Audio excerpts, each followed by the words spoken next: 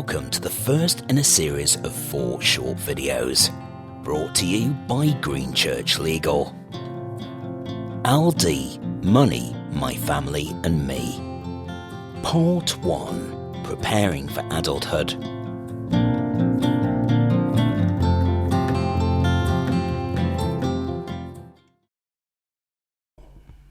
Hello, my name is Cherie Green and I'm a solicitor and director of Greenchurch Legal in Stoke-on-Trent. Our work is in providing legal support and advice for individuals and their families where a person may not have the capacity to make all of their own decisions themselves. If you have a child with a learning disability or who is on the autistic spectrum, then your life may be complicated. Aside from being mom or dad to your beautiful son or daughter, you may find yourself battling to ensure that they receive the resources, the education and the opportunities that they deserve, that they need and that they are legally entitled to. And this can be exhausting. Take Sarah. Sarah is a warm, generous and outgoing young woman who makes friends easily. She also has a learning disability. Sarah has no interest in money and in fact she would be happy to give her money away to any friend who asked her for it. This can leave Sarah vulnerable. And as Sarah heads towards her 18th birthday, her family are aware that there are fresh hurdles to overcome. So we have made a series of short videos called LD, Money, My Family and Me, which consider these fresh challenges. This is the first in the series and it's called Preparing for Adulthood, and I hope you find it helpful. So your young person may have been in receipt of a personal independence payment, PIP, or maybe DLA, disability living allowance, now being replaced by PIP. From the age of 16, PIP can be paid directly to your son and daughter.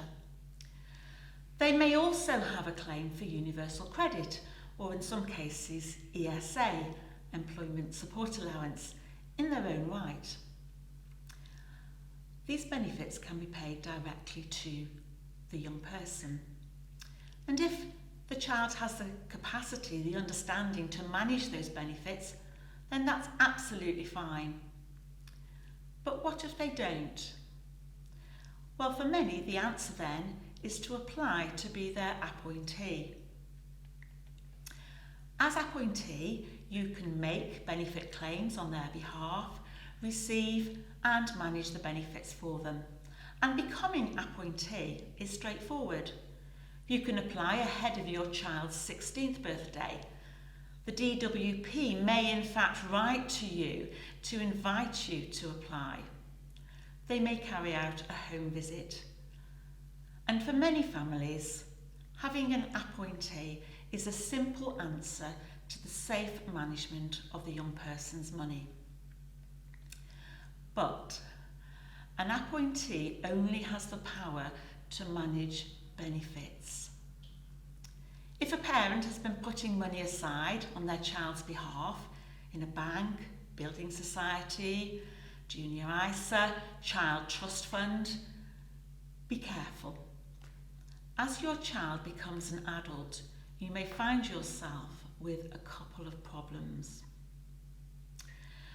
The first is that if the money belongs to the young person, it's been gifted to them, then depending upon the amount, it may affect their right to continue to have their means-tested benefits or their direct payment.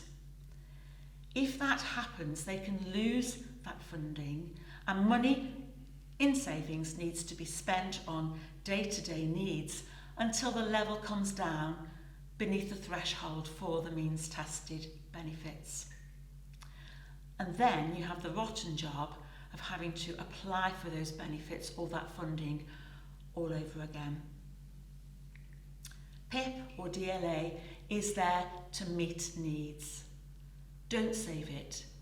What starts out as income, benefit income, ends up as savings, capital, if it's not spent. The second problem arises however much money there may be in the savings account. How to access the money. Being appointee does not give you authority to manage these sorts of bank accounts or savings. It's difficult because no two banks deal with this issue in the same way.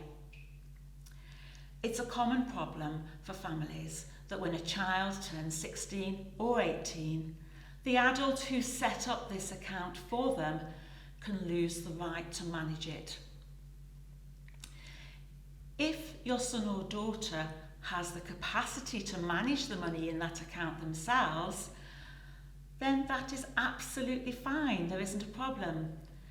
But if they don't have the necessary understanding or capacity, that account or those funds can be frozen until somebody comes along with legal authority to access it on their behalf.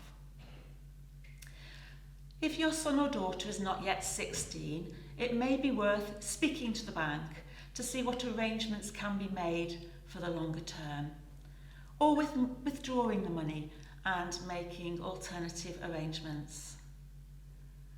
And if the account does become frozen, then there are two ways ahead. If this is a situation you find yourself in, then take a look at our next videos in this series. Can I make a property and finance lasting power of attorney, or do I need to apply to the Court of Protection? Thank you for watching.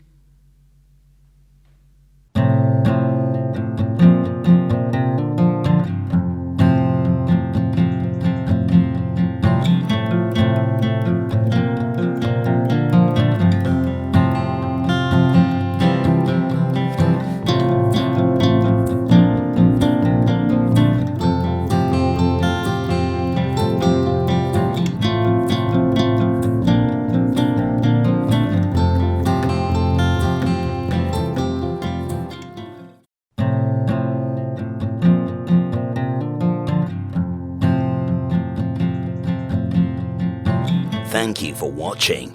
If you have any questions, please email Cherie at greenchurchlegal.co.uk or telephone the office on 01782 214476.